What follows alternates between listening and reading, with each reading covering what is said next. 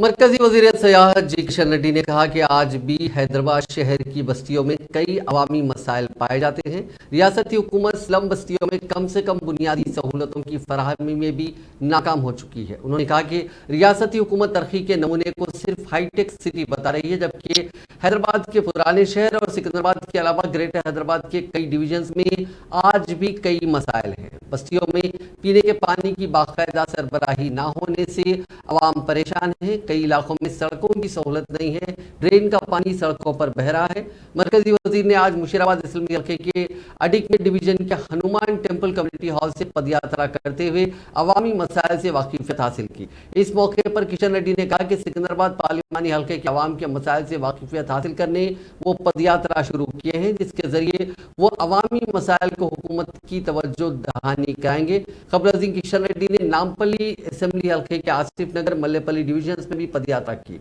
आसिफ नगर division के दाईबाग में वेंकटेश्वरा मंदिर के पास जीएचएमसी, वाटर वर्क्स, रेवेन्यू और पुलिस ओहदेदारों के साथ जायजा इजलास मुनक्किद किया और डिवीजन के मसाइल ओहदेदारों से मालूम किए।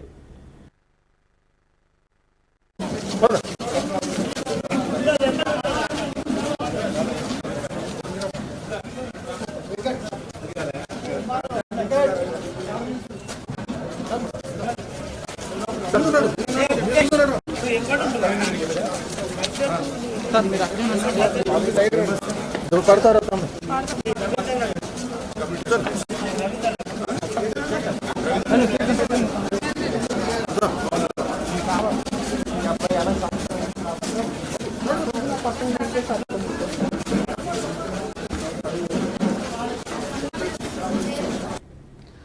सदर रियासती बीजेपी और रुकन पार्लियामेंट बंडी संजय ने रियासती वजीर केटी रामाराव की जानिब से ड्रग टेस्ट करवाने और उसके बाद करीमनगर के चौरस्ते पर उन्हें अपने आप को चप्पल मार लेने के चैलेंज पर बरहमी का इजहार किया। उन्होंने कहा कि हमारे आबा अजदाद इस तरह की तहजीब हमें नहीं सिखाए।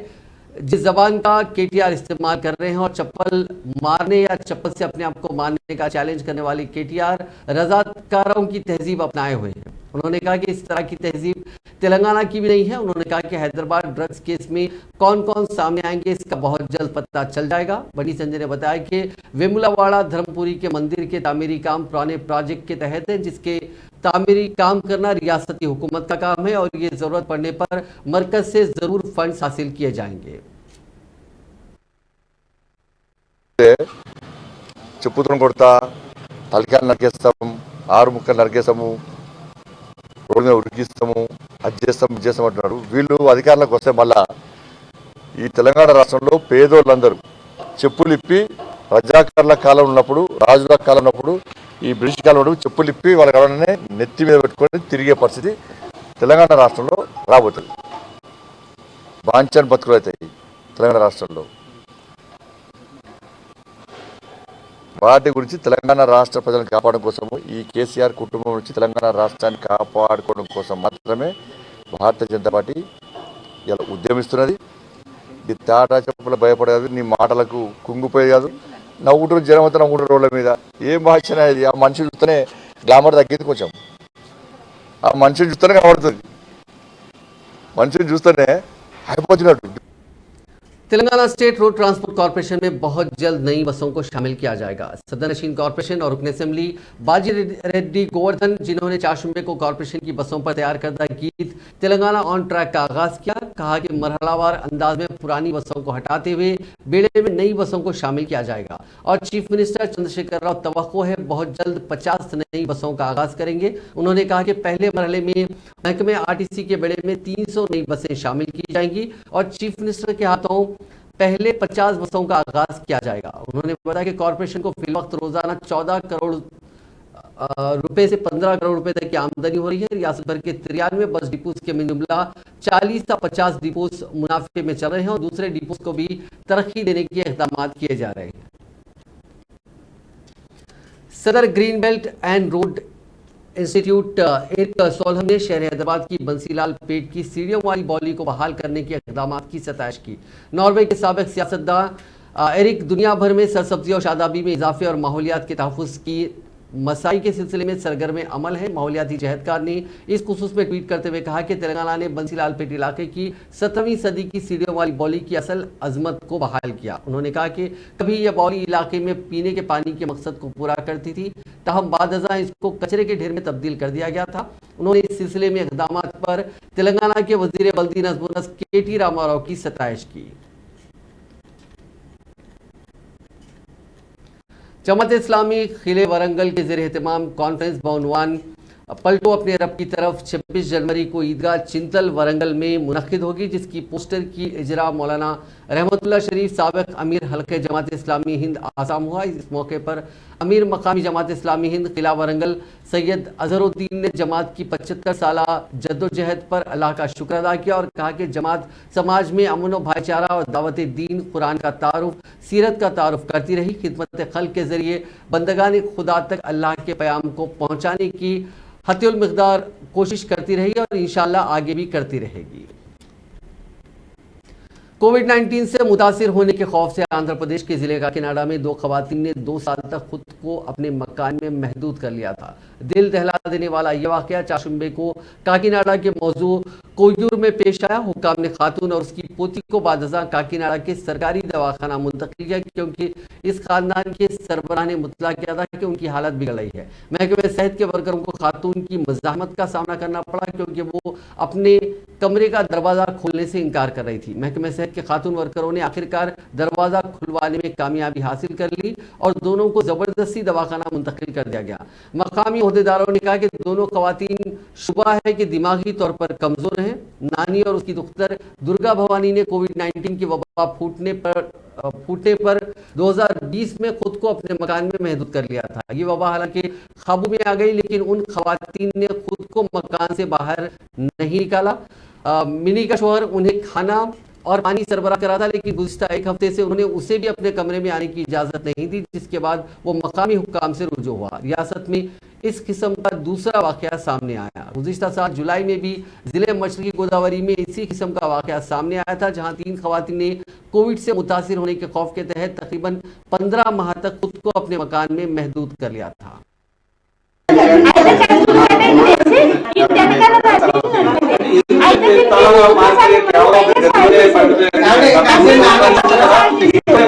అది కాదమ్మా, మీరు బైబిల్ చదువుతారు కదా, మరి చదివినప్పుడు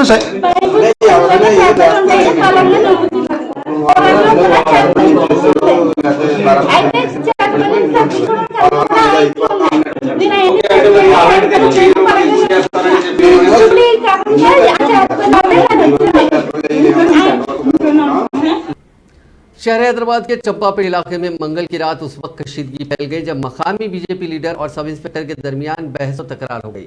बताया गया कि चंपापेट मेन रोड मीर चौक ट्रैफिक पुलिस ने हालत नशा में गाड़ियां चलाने वालों के खिलाफ मुहिम चलाई।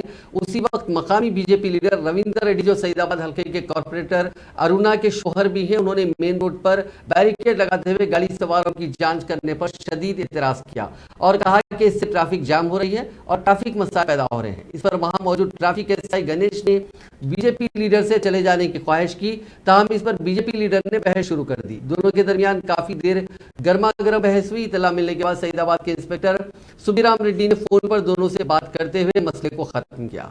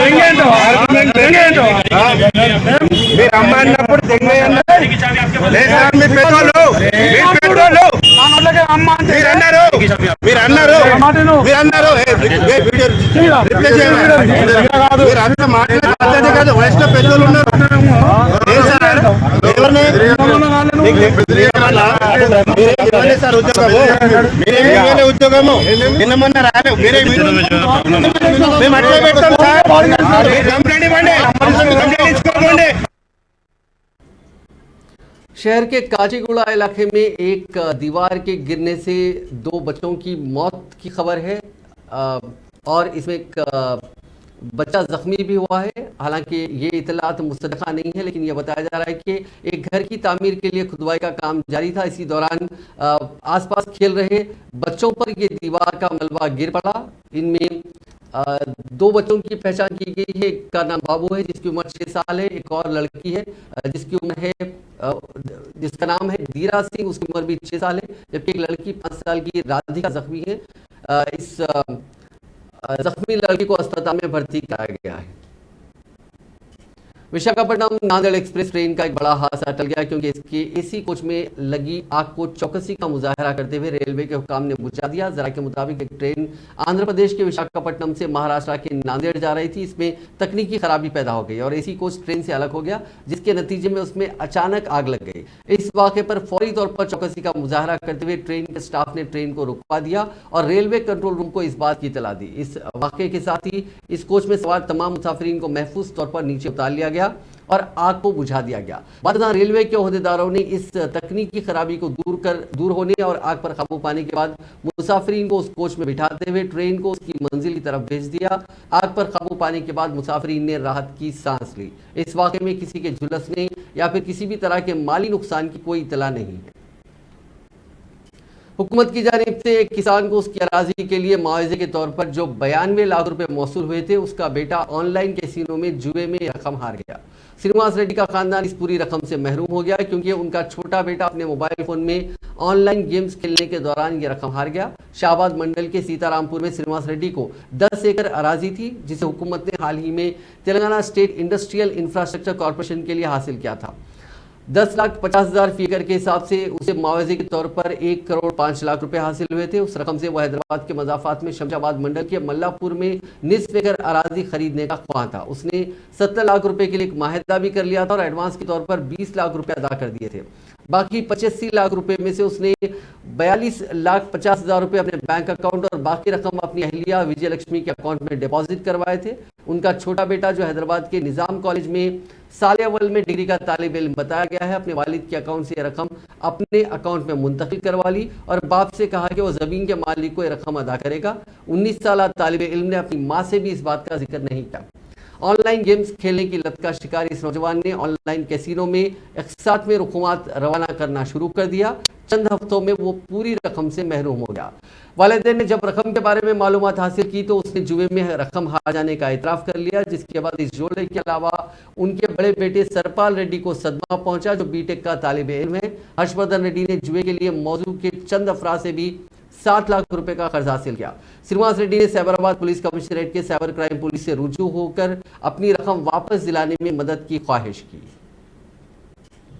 आदिलाबाद जिले जयंत मंडल में एक अफसोसनाक वाकया पेश आया। जयंत मंडल के बालापुर गांव में एक मां ने अपने 2 बच्चों को खेत के कुएं में फेंक दिया और खुद भी छलांग लगाकर खुदकशी करने की कोशिश की। इत्तलात के मुताबिक बालापुर गांव की 30 साला सुषमा नामी खातून ने शोहर से झगड़े के बाद अपने 2 बच्चों 4 साला और 2 साला बेटों के साथ खुदकशी करने कुएं में छलांग लगा दी, जिसके नतीजे में 2 साल और 4 साल के 2 शीरख्वार हलाक हो गए, जबकि मकामी अफराद ने मां को बचा लिया। ताहम वाकये की मुकम्मल तफसीलात और खुदकशी की वजूहात का अभी तक पता नहीं चल सका। पुलिस इस सिलसिले में तहकीकात कर रही है। बीवी, बेटे और बेटी की 6 माह पहले खुदकशी से दिलबर्दाश्ता एक शख्स ने ट्रेन के सामने छलांग लगाकर खुदकशी कर ली। ये वाकया तेलंगाना के जिले नलगुंडा के नारकेटपल्ली इलाके में चाशुंबे की सुबह की अवली सातों में पेश आया। उस शख्स की शिनाख्त अवरावानी गांव के रहने वाले एक जाना रेड्डी के तौर पर की गई। वो नलगुंडा टाउन की देवरकुंडा रोड पर स्क्रैप का कारोबार करता था। पुलिस के मुताबिक मकामी अफराद ने ट्रेन की पटरियों पर उसकी लाश को देखा और इस बात की इत्तला पुलिस को दी, जिसके बाद पुलिस ने वहां पहुंचकर ज़ाब्ते की कार्रवाई की। जिले करीमनगर में पेश आए सड़क हादसे में एक शख्स हलाक हो गया। ये हादसा जिले के सदाशिव पल्ली स्टेज के करीब चाशुंबे की सुबह अवलीन सातों में उस वक्त पेश आया जब कार के ड्राइवर ने उसका तवाजुन खो दिया और ये कार ठहरी हुई लॉरियों से टकरा गई। कार में सवार अफराद करीमनगर जिले से वरंगल की सिमत जा रहे थे।